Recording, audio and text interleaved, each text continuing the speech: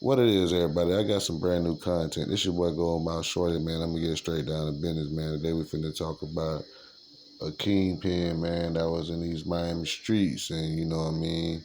He did his thing, he did his time, and he came on home. You know what I mean. And these type of people, I don't like to speak about, but I hear everybody always talking about Big Ike, Convertible Bird. They talk about John Doe. They talk about the Booby Boys. And you know, the Miami boys, you know what I mean? They don't never speak about this one particular dude I'm finna speak about. And the only reason I'm gonna speak about it because I see he got his own channel going on and he's speaking about it, you know what I mean? Because he a real 15-5 legend, you know what I mean? When he used to come through in them verts, them donks, man, way back in the days, man, and them 500s, man, that nigga there was the man. You know what I mean? He even was dabbling in the music business. You know what I mean? Y'all remember that group Home Team? Well, he was in that. You know, he had a role in that.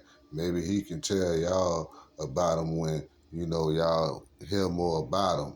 But me, I'm going to be the first one to drop this content, man, other than him, you know, because I hear a lot of people talking about all these kingpins and all these killers and these niggas from the 80s and the 90s as just jumping out. Buddy did damn near 30 years, man. And he never ratted. You can check him out, you know what I mean?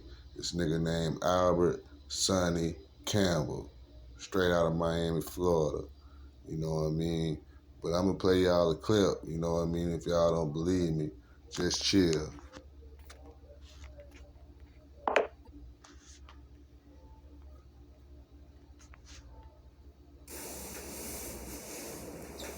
It's always hot in here. This sunny days, 305 degrees hot, where it's always hot and always on point. Tonight, in this segment, I want to talk about Big Money Sonny. And we got to talk about him too. Also, Miami Northwestern Bulls, stand up. Bull Nation, stand up. So Big Money Sonny, a street legend,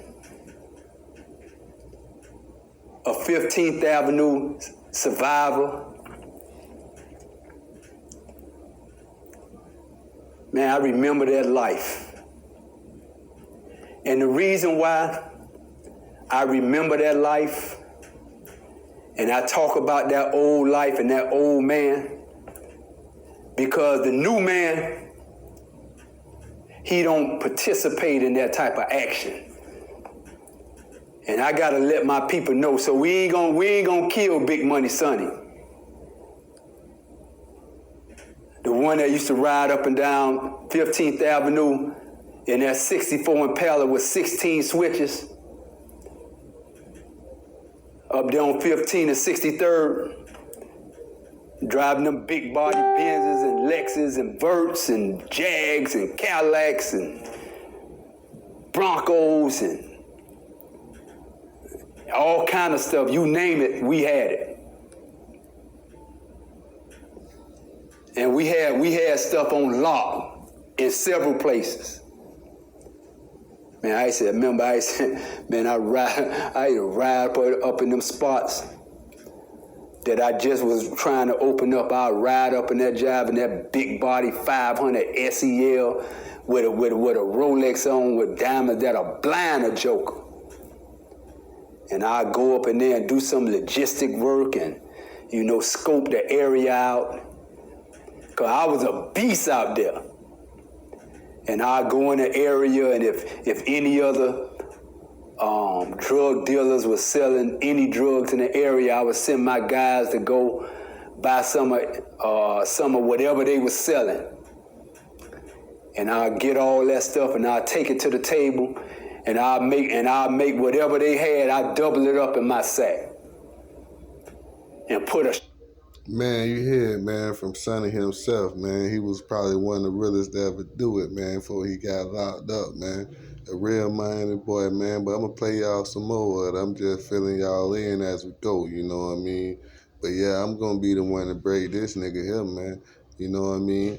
This nigga here say he a Miami survivor, nigga. So let me finish off this clip. Stranglehold on them. I ain't had many wars on the street. I used to war in the bag. I used to war with the product. They said that boy out here. And I remember I ain't really know the street was talking about me like that, cause I had my nose to the ground. I was grinding. I started off with $5 or $10, and I made a livelihood out of it. And man, people had to come and tell me how big I was, and I was like, come on, man. And man, that thing. Phew. Man, you heard what that man said, man. He started off with some nickel rocks, nigga. $5 or $10, nigga. And worked it all the way up to a 500 Benz and a couple trap houses, man. You know what I mean? This nigga had everything he wanted in life, man. But the feds came in and took him down. But he got a book too, man. But I'm gonna play you some more. Man, that thing took off. And so that's why I talk about these things, and I talk about being in prison, but like I got credentials. Like facts check me. Whenever I say something, facts check me. If I say I'm a 15th Avenue survivor, and if I say I had lines and lines of people in my spots on 15th, lines, if I tell you like I have people waiting with $5, $10, $15,000 at a time waiting in line till that thing drop. If I tell you that, facts check me. If I tell you that I'm not a rat and a snitch, facts check it. There's people on here that's gonna facts check. If I tell you that I wasn't a homosexual in prison, facts check it. And if I tell you that I was about that life, if you too young, ask your parents. And if your parents too young, ask your grandparents about Sonny and Sweet. Hey man, this sunny days, 305 degrees hot. I just gave you a little snippet of Big Money Sonny. And I got a bunch of conversations on that to come on this YouTube page here. Hey, if you like this conversation. Hey man, that's enough for Sonny, man. Big Money Sonny, man. Y'all let me know what y'all think about this cat in the comments, man. He a true Miami legend, man. He done did his time, and he got out, and you know what I mean? Now it's time for niggas to know who he is. Peace, I'm out.